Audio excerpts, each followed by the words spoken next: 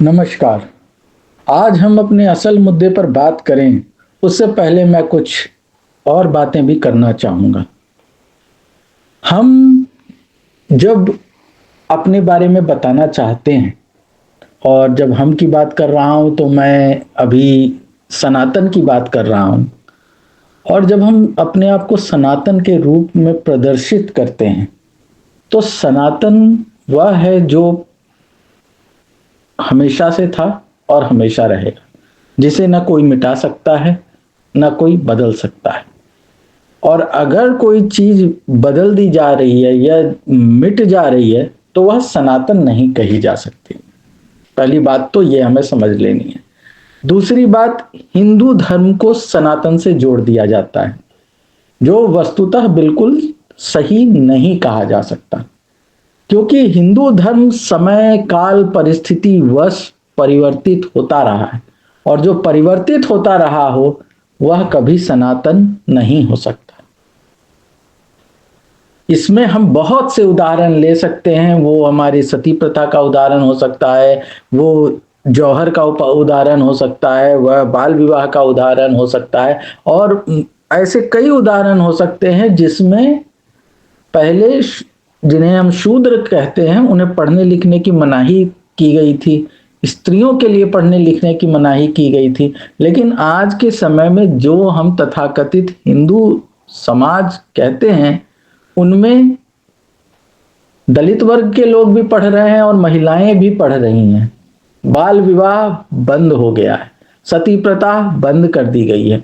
तो अगर ये चीजें बंद हुई हैं और ये किसी समय हिंदू धर्म का पार्ट थी, या हम कहें हिंदू धर्म का पार्ट न होते हुए भी जबरदस्ती किसी ने इसको हिंदू धर्म में घुसा दिया था, तो वह चीज सनातन नहीं हो सकती, क्योंकि सनातन वह है जो बदल नहीं सकता, जो मिट नहीं सकता। हम मानव जीवन की शुरुआत से ले लें तो हम लोग ऑक्सीजन ही ब्रीद इन करते हैं और कार्बन डाइऑक्साइड बाहर छोड़ते हैं। ऐसा कभी नहीं हुआ कि हमने कभी नाइट्रोजन लेना शुरू कर दिया हो या कोई और गैस लेना शुरू कर दिया हो। तो ये एक सनातन नियम है जिसके अंतर्गत सारा मानव समाज चल रहा है, जिससे बाहर कोई नहीं है। और हम जब सनातन की बात करते हैं तो वे यूनिवर्सल लॉज के बराबर ही हैं, उससे भिन्न कुछ भी नहीं है। बाकी जो हम जोड़ देते हैं कि हिंदू धर्म सनातन है, तो यह पूर्णतः गलत बात है, हमें यह समझना होगा। दूसरी बात, जब हम सनातन परंपरा या हिंदू परंपरा में ज्यादा उपयुक्त शब्द है, हिंदू परंपरा की बात करूं और उसमें हम कहते हैं कि वेद उपनिषद हमारे श्रेष्ठतम और शीर्षतम ग्रंथ हैं, तो उनमें जो बातें बताई गई हैं वे बातें हम अपने देश में विदेश में बड़े गर्व से बताते हैं। लेकिन अगर हम फॉलो करने की बात करें तो हम अपने देश में उसको बिल्कुल फॉलो भी नहीं करते। यहां तक कि हमारे देश के प्रधानमंत्री बाहर जाएंगे तो वे उदाहरण देंगे कि हमारे यहां विश्व बंधुत्व की बात की जाती है, और अयम निजः परो व्यक्ति गणना लघुचेत साम उदार चरिता नान्तुम वसुधैव कुटुंबकम। वसुधैव कुटुंबकम की बात की जाएगी और कहा जाएगा कि ईशावास्य इदम सर्वम यद किंचित जगत्याम जगत तेन त्यक्तेन भुंजित्था मां गृधः कश्चित धनम। अर्थात त्याग करने की बात की जाएगी कि किसी और का धन मत हड़पो, मत अपनाओ, मत छीनो। त्याग में शांति है, त्यागात शांति अनंतरम की बात की जाएगी। सर्वे भवन्तु सुखिनः, सर्वे सन्तु निरामया, सर्वे भद्राणि पश्यन्तु मां कश्चित् दुर्भाग भवेत्। सर्व की बात की जाएगी, वहां किसी प्रकार का भेद ही नहीं है। जब वसुधैव कुटुंबकम, तो वसुधा पूरी धरती हो गई और वह वहां के सारे लोग अपने कुटुंब हो गए। लेकिन जब वही मुखिया हमारे देश में आएंगे तो अपनी पार्टी की साख बचाने के लिए, अपनी कुर्सी बचाने के लिए ऐसी ऐसी बात करेंगे जो कतई शोभा नहीं देता।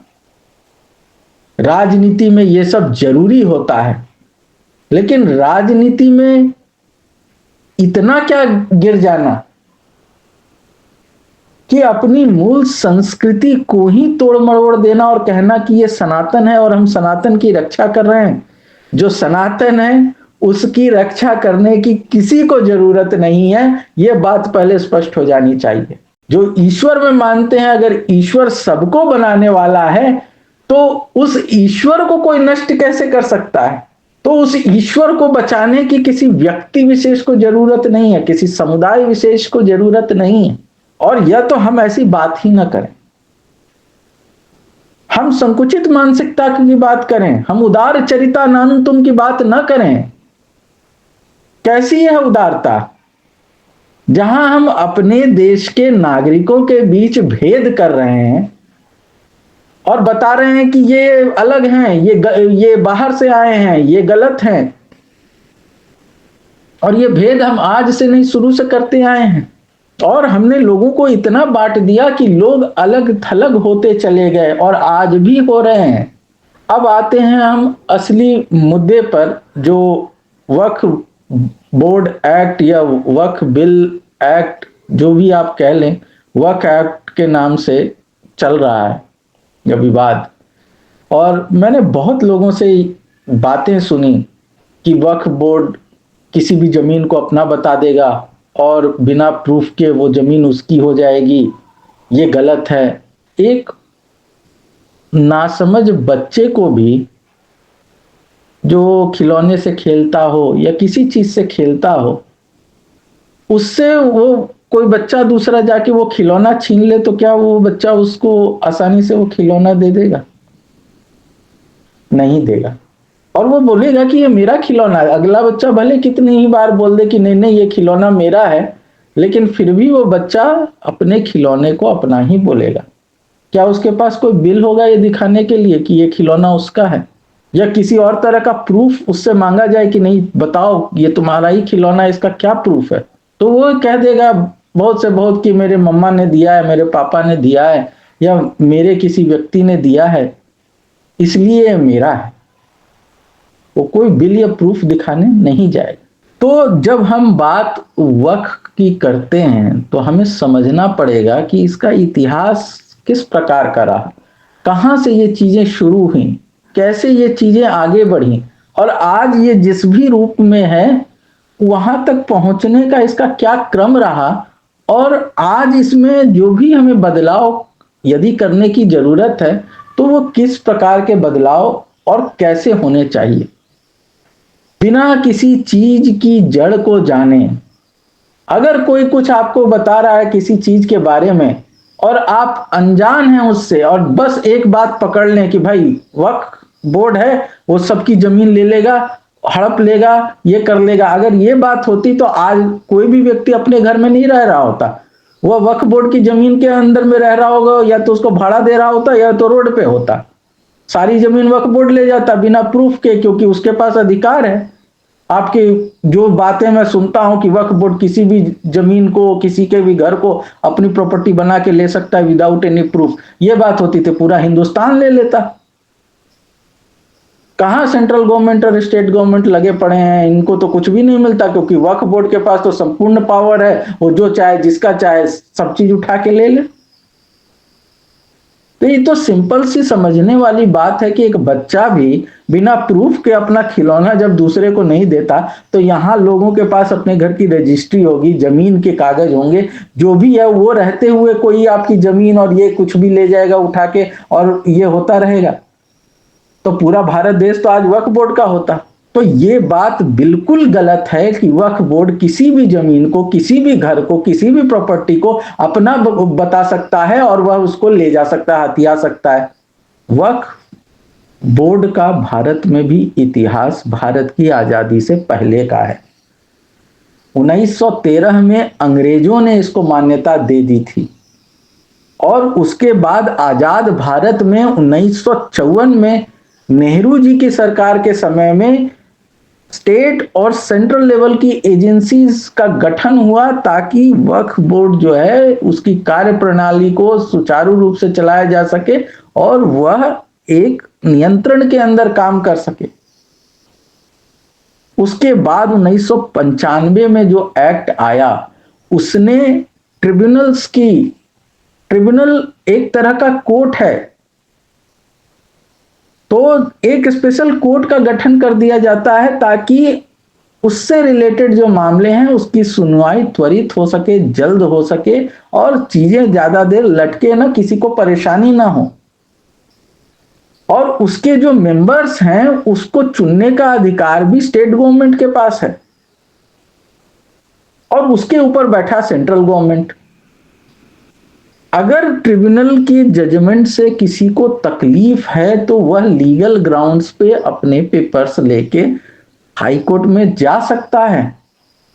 इसमें ऐसी कोई बात ही नहीं है कि ये नो अपील, नो दलील, नो वकील, रॉलेट एक्ट आ गया, अब आपको तो सीधे गोली मार दी जाएगी आदेश देके जनरल डायर द्वारा, आपने बात नहीं सुनी। तो सारी पावर जब सेंट्रल और स्टेट गवर्नमेंट्स ने अपने हाथ में ले रखी है तो वक्फ बोर्ड कैसे किसी की जमीन ले जाएगा? उसमें ट्रिब्यूनल कोर्ट का भी प्रोविजन है, कैसे ले जाएगा? हाँ, लेकिन मामला यहां उल्टा है। उल्टा इस सेंस में है कि वक्फ की गई बहुत सी जमीन, बहुत सी प्रॉपर्टी इंक्रोच्ड है, गलत तरीके से लोगों के पास या संस्थाओं के पास यूज की जा रही है और वक्फ इसमें कुछ भी नहीं कर पा रहा। तो उसकी मदद के लिए वक्फ बोर्ड को कुछ एडिशनल पावर्स दिए गए कि अगर उन्हें लगता है कि कोई जमीन उनकी है और वो इंक्रोचमेंट की गई है तो वे इसमें अपनी तरफ से इंक्वायरी कर सकते हैं। और अगर वे संतुष्ट होते हैं अपनी इंक्वायरी द्वारा कि नहीं ये मेरी जमीन है, संतुष्ट होने का क्या अर्थ है? उनके पास उसके दस्तावेज होंगे, उनके पास उसके प्रूफ होंगे कि नहीं ये हमारी जमीन है और ये इंक्रोच्ड है, तब ये मामला जो है वो आगे बढ़ता है और आगे वाले व्यक्ति को ये नोटिस दी जाती है कि भैया आप बताओ कि ये जमीन आपकी है, ये प्रॉपर्टी आपकी है, और अगर नहीं है तो आपसे ये प्रॉपर्टी क्यों न ली जाए। अगर आगे वाला व्यक्ति अपने पास वो दस्तावेज रखता है जो ये प्रूफ कर सके कि वो प्रॉपर्टी है, वो जमीन उसकी है, तो मामला कोर्ट में या ट्रिब्यूनल कोर्ट में यहां पर इस संदर्भ में जाता है और जहां सारी चीजों की मिलान, वेरिफिकेशन से ये डिसाइड होता है कि वह किसका है। और इस मामले में कहा गया कि ट्रिब्यूनल कोर्ट का फैसला अंतिम होगा, लेकिन उसके बाद भी ये प्रोविजन दिया गया कि लीगल ग्राउंड्स पे या पेपर के ग्राउंड पे अगर किसी को लगता है कि नहीं उसके साथ नाइंसाफी हो रही है तो वो फर्दर हाई कोर्ट में जा सकता है।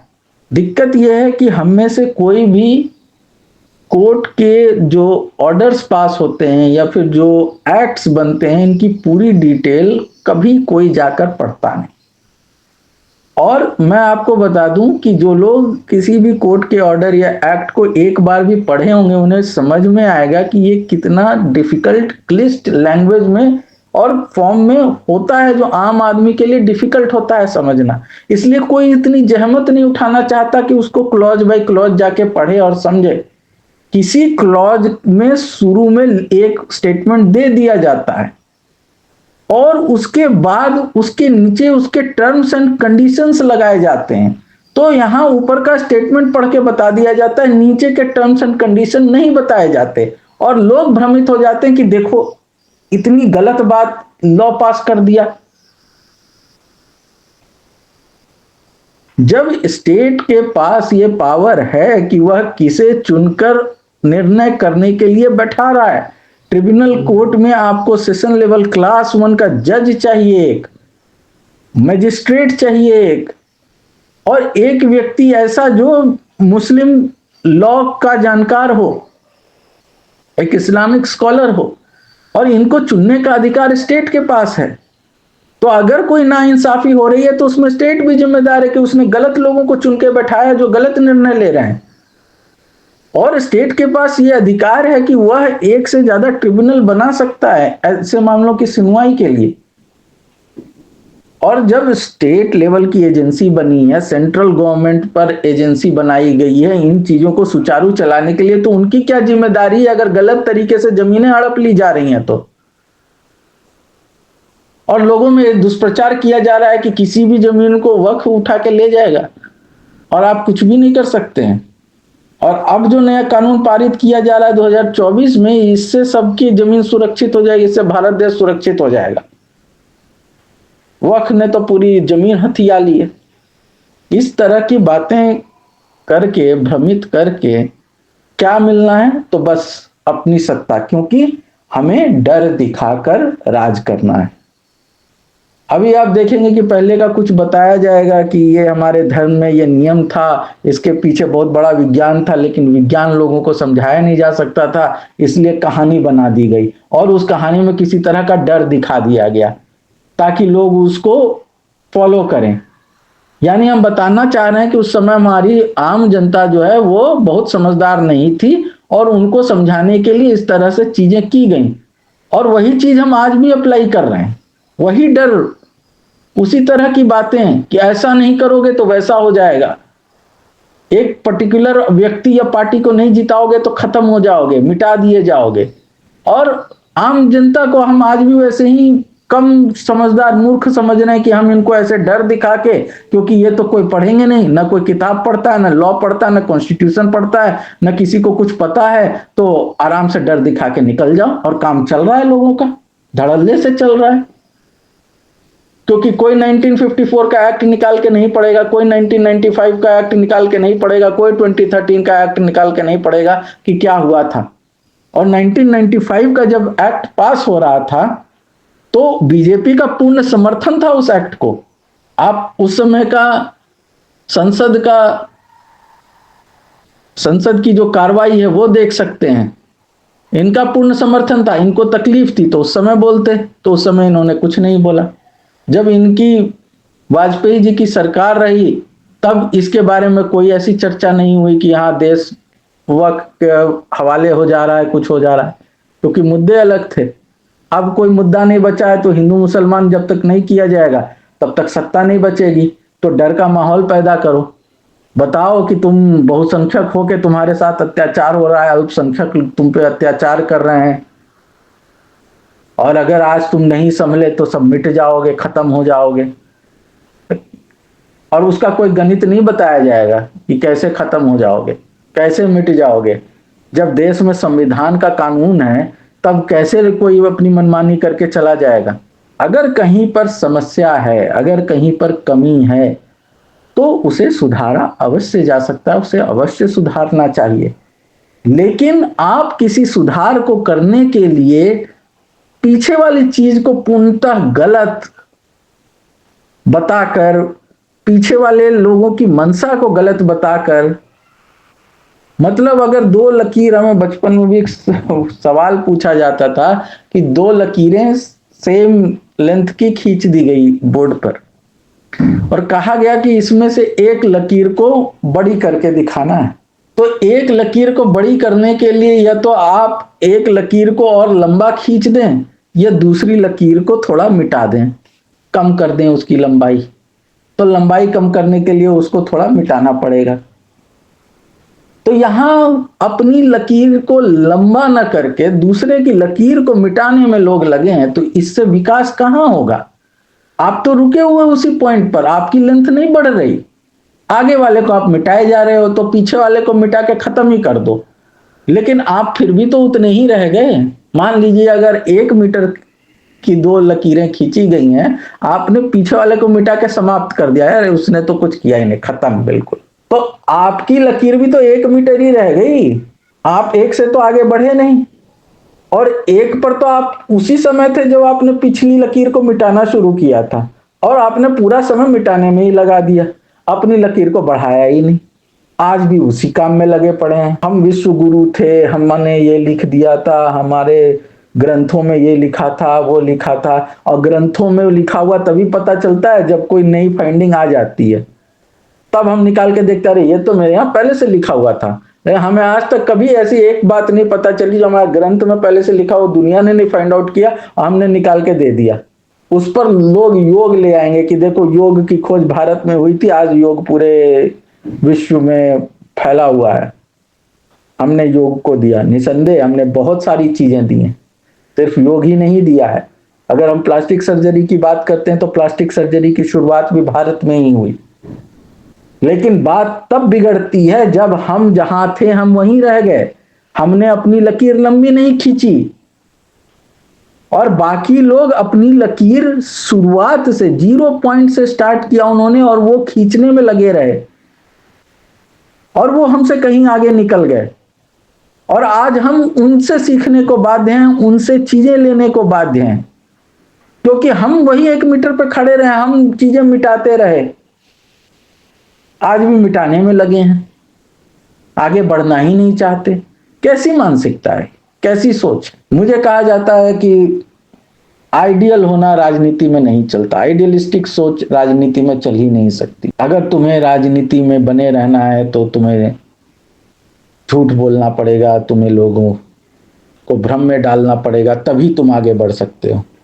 और मैं ऐसा नहीं मानता और मैं कभी इस बात को मानूंगा भी नहीं कि सिर्फ गलत करके ही राजनीति हो सकती है। सबका ध्येय है कि हम बिना जीत के राजनीति में रहने का कोई अर्थ नहीं, लेकिन जीतना गलत करके क्या परिवर्तन ला देगा। और अगर हम चीजों को ठीक नहीं कर रहे तो हमारे जीतने का भी क्या अर्थ है। अगर हम आज से बहुत साल पहले जो हम करते रहे वही गलती दोहरा के हम आज आगे जाना चाहते हैं तो क्या हम आगे बढ़ सकते हैं? क्या हम सच्चाई न बताकर लोगों को वही भ्रम वाली बात कथा कहानी सुनाकर आगे बढ़ना चाहते हैं तो क्या हम आगे बढ़ सकते हैं? मैं सबसे आग्रह करना चाहूंगा कि किसी बात पर आंख बंद करके विश्वास न करें। आप ये जान लें कि लोग अपने फायदे के लिए औरों को गलत बात बता के भरमाते हैं, मूर्ख बनाते हैं, और जब तक हम मूर्ख बनते रहेंगे गलत लोग आगे बढ़ते रहेंगे, लेकिन वो किसी लकीर को बढ़ाएंगे नहीं, वे दूसरी लकीर को मिटाते रहेंगे, वो आपकी क्षमताओं को मिटाते रहेंगे और ऐसे लोग आपके लिए नुकसानदेह हैं, सबके लिए नुकसानदेह हैं। ये समझने की जरूरत है। जिस दिन भारत देश के नागरिक पूरी तरह से जागरूक और जानकार हो जाएंगे, कोई गलत व्यक्ति हमें भरमा नहीं सकेगा। और मैं पुनः स्पष्ट करना चाहता हूं कि वक्फ बोर्ड में जहां सुधार की जरूरत है सुधार होना चाहिए, लेकिन वक्फ बोर्ड कभी किसी की जमीन इल्लीगल तरीके से नहीं हथिया सकता। वक्फ का अर्थ ही है दान, और ये दान किसी सोशल कॉज के लिए करना है और ये अल्लाह के नाम पर किया जा रहा है, क्योंकि ये इस्लाम से ये जो पूरी परंपरा है वो आई है, तो वहां पर अल्लाह के नाम पर दान किया जा रहा है। और जब हम अल्लाह की बात करते हैं तो वो एक सुप्रीम फिगर की बात करते हैं जो सबका मालिक है। तो अगर अल्लाह ने पूरी धरती बनाई है तो उसकी बनाई हुई धरती को आप उसको कैसे दान कर रहे हैं? लेकिन बात यह है कि हम उसकी बनाई धरती पर जिस पे हमने अपना अधिकार कर लिया उस पे हम अब जान के अधिकार छोड़ रहे हैं और ये दे रहे हैं कि ये लोगों की भलाई के लिए यूज हो। तो ये किसी व्यक्ति विशेष या समुदाय विशेष के लिए यूज हो ऐसा नहीं है। किसी समय में ये बात रही थी कि हाँ, अपने धर्म को बढ़ाने के लिए, ये करने के लिए वहां पर सिर्फ मुस्लिम कम्युनिटी का ही हक होगा, इस तरह की बात हुई है। लेकिन आज के समय में सिर्फ मुस्लिम कम्युनिटी के लिए यूज होगी इस तरह की बात नहीं है। हमारे पास बहुत से ऐसे एग्जाम्पल हैं, जिसमें से 2 मुख्य आप शिक्षण संस्थान ले लें, अलीगढ़ मुस्लिम यूनिवर्सिटी, जामिया मिलिया, और एक ले लें मौलाना आजाद उर्दू यूनिवर्सिटी। इस पर आज हमारे देश का अधिकार है, हमारी जो गवर्नमेंट बॉडीज है उनका अधिकार है, जबकि किसी समय में ये बने हैं तो इसी वक्फ की जमीन और वक्फ के दान से बने, क्योंकि इनका पर्पस था सोशल।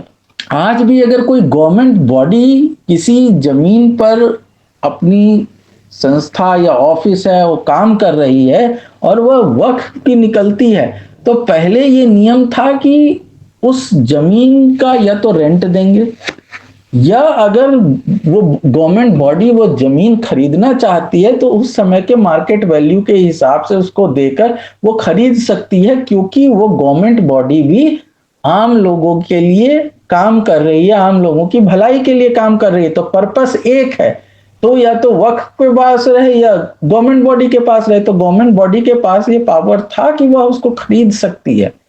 अब ये पावर जो है वो हटाई जा रही है 2024 के एक्ट के अनुसार, कि अगर कोई जमीन है वो वक्फ की जमीन है लेकिन उस पर गवर्नमेंट बॉडी बनी हुई है, तो वो बिना किसी पैसे को दिए हुए अब गवर्नमेंट की हो जाएगी। और ऐसे कुछ पॉइंट्स हैं जिस पर कुछ मुस्लिम नेता या वक्फ के लोग जो हैं वो एतराज जता रहे हैं कि ये उनके अधिकारों का हनन है। और जब बात उनके अधिकारों का हनन की बात हो रही है तो ये आम जनता के अधिकारों के हनन की बात हो रही है, कि वो उस पैसे से, उस जमीन से जो भलाई लोगों की कर सकते थे अब वो नहीं कर पा रहे। लेकिन चलो ठीक है, गवर्नमेंट को भी भलाई करनी है तो गवर्नमेंट अब अपने हाथ में लेके उन चीजों को चला रही है, कर रही है, लेकिन भलाई तो हो, वरना तो पॉइंट फेल है। ये हमें समझने की जरूरत है। इस सरकार कोई भी हो, किसी की भी हो, सरकार का भी एक अर्थ है सर्वकार, जो सबका काम करने वाली हो, ऐसी संस्था। और अगर वो सर्वकार सरोकार बन जाए अपने काम के लिए, कि मुझे बस अपने काम से सरोकार है बाकी किसी से नहीं, तो किसी, हम ये कहें कि आताताई बॉडी और सरकार में क्या अंतर रह जाएगा, ये समझने की जरूरत है। सरकार सबका काम करे, सबकी बात करे और सबको साथ लेकर चलने की जो बात है उसको चरितार्थ करे। लोगों में भेद डालकर एक व्यक्ति को, एक कम्युनिटी को या किसी को अलग थलग करके लोगों में तोड़ और दुश्मनी पैदा करके अपना फायदा करना, ये कोई अच्छी बात नहीं है। और हम इसके भुक्तभोगी हैं। डिवाइड एंड रूल पॉलिसी जो भारत में लाई गई, इसके हम भुक्तभोगी हैं और हम उसका विरोध करते रहे। और आज वही नीति हमारे लिए बहुत अच्छी हो गई है कि हमें लगता है कि हाँ सच में ये बहुत अच्छा है, देखो वो अपना नहीं पराया है। अयम निज परोवेति किस बात का, फिर अयम निज परोवेति गणना लघुचेत सम, ये मेरा है, ये पराया है, ये सोच ही गलत है। ये सनातन परंपरा आपको बताती है, आपके हिंदू धर्म के ग्रंथों में ये बातें लिखी गई हैं और हम उसी की बात करेंगे, उसी का गुणगान करेंगे और उसको फॉलो नहीं करेंगे। सारे एक्ट्स के पीडीएफ इजीली अवेलेबल हैं, आप उसको गवर्नमेंट की वेबसाइट से जाके डाउनलोड करके भी पढ़ सकते हैं और जान सकते हैं। और अगर आप स्वयं पढ़ने की जहमत नहीं उठा सकते तो मेरी करबद्ध प्रार्थना है, कृपया ब्रह्ममेव ना पढ़ें, किसी विश्वस्त सूत्र से, जानकार से उसकी सही जानकारी लें और तब किसी निर्णय पर पहुंचें। यही आपके और देश के हित में। बहुत बहुत धन्यवाद।